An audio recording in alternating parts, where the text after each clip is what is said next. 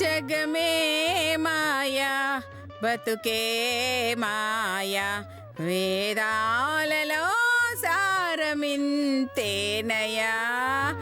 జగమే మాయా బతుకే మాయా వేదాలలో సారమింతేనయా ఓ వింతేనయా జగమే మాయా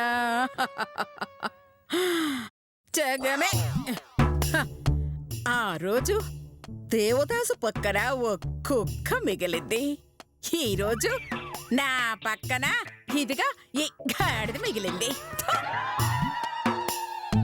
పోయే నా 30 లక్షలు పోయే. అయ్యా నా 30 లక్షలు పోయే. అయ్యో అయ్యో అయ్యో అయ్యా నా 30 లక్షలు. గంగిగోవు పాలు గరిటెడైన చాలు, కడవనైన నేమి కరము పాలు అని నా గురించి వేమని ఎప్పుడో చెప్పాడు కదే అక్కల మొహందాన. నా 30 లక్షలు పోయాయే, నా 30 లక్షలు పోయాయే, నా 30 లక్షలు పోయాయే, నీ వల్ల నా 30 లక్షలు పోయాయే.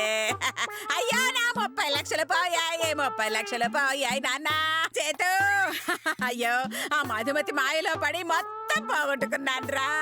అంతా నా కర్మరా, నా కర్మ.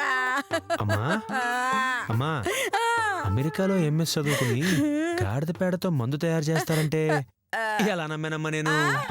డబ్బులు పోయే కాలం వస్తే అలాగే నమ్ముతావురా. మీ అన్నయ్య పశువులు డాక్టర్ కదా, వాడుండుంటే వాడేమైనా సలహా ఇచ్చేవాడేమోరా. పోగొట్టుకున్న చుట్టే రాబట్టుకోవాలమ్మా. ఎలా రా? ఏముందమ్మా, ఈ గాడిద నమ్మేద్దాం. అమ్ముతారా? ఏంట్రా అమ్మేది? ఒరేయ్ నేను గాడిదని దమ్ముడికి కూడా కొనర్రా వెదవ మొహమా. దీన్నెవడు కొంటాడ్రా? అమ్మా నాకు ఐడియా వచ్చిందమ్మా. ఏంట్రా అది? మనకి పోయిన డబ్బుల్ని మనం మళ్ళీ తిరిగి రాబట్టుకోవాలంటే మనం దొంగతనం చేద్దాం. ఎవరింట్లో చేద్దాం నాన్న? ఎవరింట్లో ఉంది? మన ఇంట్లోనే. మన ఇంట్లోనా? అవునమ్మా, మన ఇంట్లోనే మనం దొంగతనం చేద్దాం. ఎందుకంటే ఇంటి దొంగని ఈశ్వరుడైనా పట్టలేడు అంటారు. ఆ తర్వాత దొంగలెత్తుకెళ్ళిపోయారని మధుని మనం నమ్మిస్తాం. అవునరా చేతు, మొత్తం అందరి నగల్ని దొంగతనం చేసేద్దాం.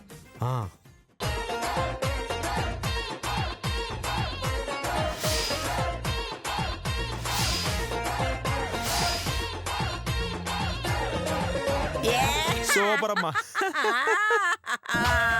నా 30 లక్షలు పోయాయే, నా 30 లక్షలు, నా 30 లక్షలు పోయాయే. వస్తుందో లేదో నా 30 లక్షలు. వెళ్ళండి వెళ్ళండి, మీకు మధుమతి బాగా పెడుతుంది.